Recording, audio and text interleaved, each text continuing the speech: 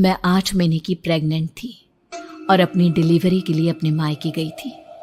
माँ ने मुझे फोन पर बताया, घर के पीछे की तरफ जो खाली जमीन थी ना, वहां पर एक नया कमरा बनवा लिया है। इतने सालों के बाद जैसे ही अपने घर में कदम रखा, कुछ अलग सा लगा। माँ, ये घर के पीछे की तरफ नया कमरा बनवाने की क्या जरूरत थी? अरे बेटा, घर के पीछे दूर दूर तक खाली जमीन है। तेरे पापा को कई दिनों से लग रहा था कि यहाँ पर एक कमरा बनवा लेंगे तो ताजा हवा मिल जाया करेगी। अब तो ये सब छोड़ और चल जल्दी से दूध पी ले। माँ, मैं थोड़ी देर में पी लूंगी, आप सो जाओ। मैंने दूध का गिलास उठाकर उस खिड़की में रख दिया। पता नहीं कब आंख लग गई। अचानक से खिड़की के पल्लों के खड़कने की तेज आवाज आई। दूध का गिलास धड़ाम से जमीन पर आ गिरा। जमीन पर गिरते ही दूध का रंग लाल हो चुका था। मैंने खिड़की से झांक कर बाहर देखा। चारों तरफ धुप अंधेरा था। उस अंधेरे की तरफ से कुछ आवाजें आ रही थी, जैसे छोटे बच्चे आपस में खिलखिलाकर मस्ती कर रहे हो।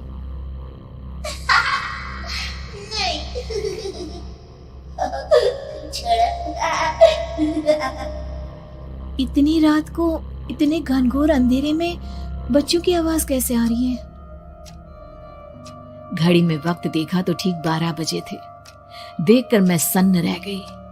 बुरी आत्माओं और भूतों की कई कहानियां मैं सुन चुकी थी।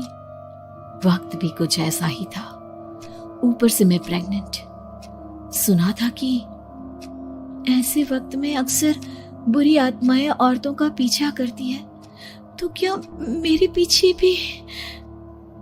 पसीने से तरबतर बड़ी मुश्किल से, जैसे कांपते हाथों से मैंने उस खिड़की को बंद किया। जल्दी से जल्दी उस कमरे से बाहर निकलकर माँ के पास जाने के बारे में सोचा, लेकिन जैसे ही दरवाजे की तरफ पलटी, लगा कोई साया हवा की स्पीड से दरवाजे के सामने से गुजर गया। मेरे गले में अटक कर रह गई। मैं जोर से चीख कर माँ को बुलाना चाहती थी, लेकिन वो आवाज खुद मेरे कानों तक नहीं पहुंच पा रही थी। तो माँ तक कैसे पहुंचती?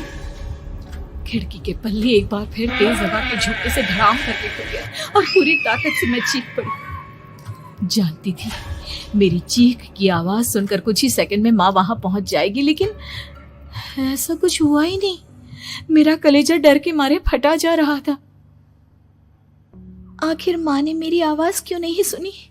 इतनी गहरी नींद में तो माँ कभी नहीं सोती। ठीक पीछे खुली हुई वो खिड़की। मुझ में इतनी ताकत नहीं बची थी कि मैं पलटकर उस तरफ देख भी सकूं। हवा का एक सनसनाता हुआ झोंका उसी वक्त मेरे कानों से आकर टकराया। लगा जैसे किसी ने दबी हुई आवाज में धीरे से मुझसे कहा, चली जाओ यहाँ से। मैंने दोनों हाथ अपने कानों पर रख लिए और एक बार फिर ताकत लगाकर जोर से चीखने की कोशिश की। माँ! पापा! मेरी आवाज उस कमरे की दीवारों से टकराकर वापस मुझे ही सुनाई दे रही थी।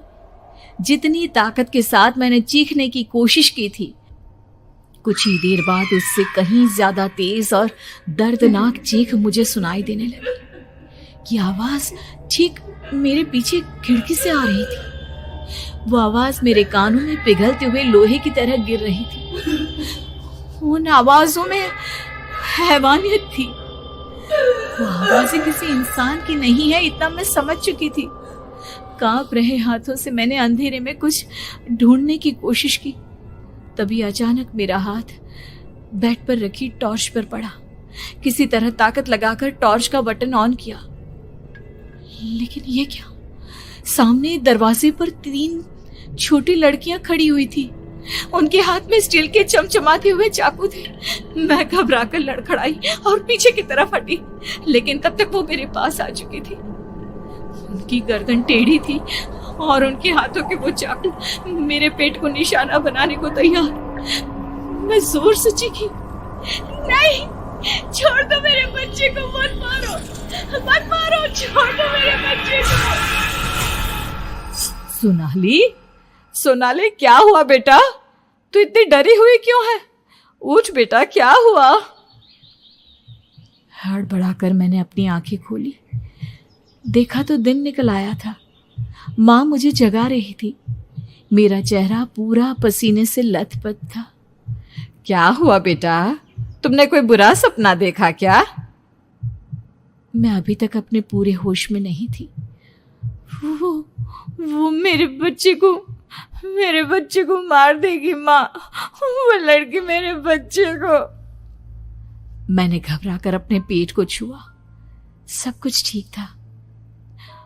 और वो दूध जो रात को यहाँ पर गिर गया था, उसका रंग लाल हो गया था। माँ ने हंसते हुए दूध का गिलास मुझे दिखाया। तुमने दूध पिया ही नहीं, पूरा का पूरा ऐसे ही रखा हुआ है। तुमसे कहा था ना सोनाली, सेहत के लिए लापरवाही ठीक नहीं बेटा। लेकिन मैंने तो सब कुछ अपनी खुली आंखों से देखा था। ये सपना कैसे हो सकता?